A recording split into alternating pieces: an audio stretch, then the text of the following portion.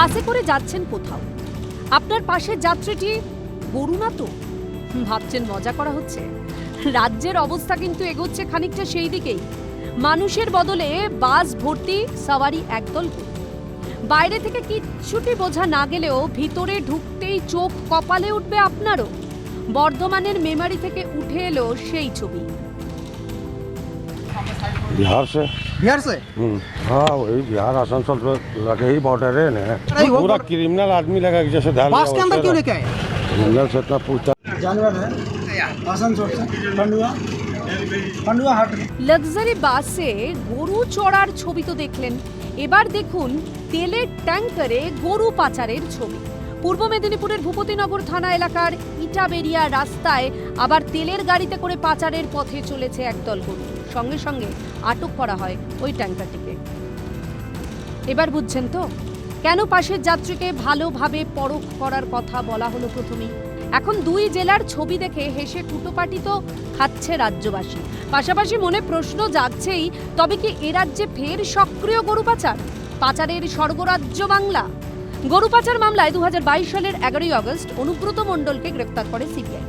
সেই থেকে গরু পাচার কাণ্ডে আপাতত তিহার বন্দি বীরভূমের বাঘ। সামনে এসেছে এনামুল হকের মতো কিংপিনদের নামও। তারপর দিব্যি জারি গরু পাচার, নিষ্ক্রিয় পুলিশ, তোপ বিরোধী শিবিরের।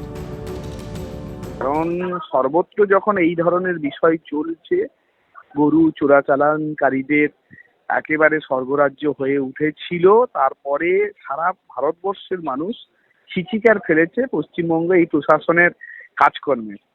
কিছুটা ধাতস্থ হয়েছিল বলে মনে হলেও বোঝা গেল, এই ঘটনা প্রমাণ করলো যে পুলিশের যে আচরণ পশ্চিমবঙ্গের আইন শৃঙ্খলা সেই ত্রিমিরেই আছে।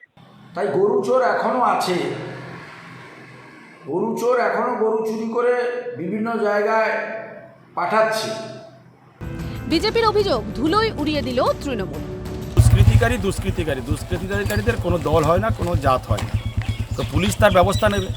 বিজেপির তো আর কিছু ইস্যু নেই, 42-42টা আসন হারবে, তাই তৃণমূলকে বদনাম করার জন্য এইসব কথা রটাচ্ছে।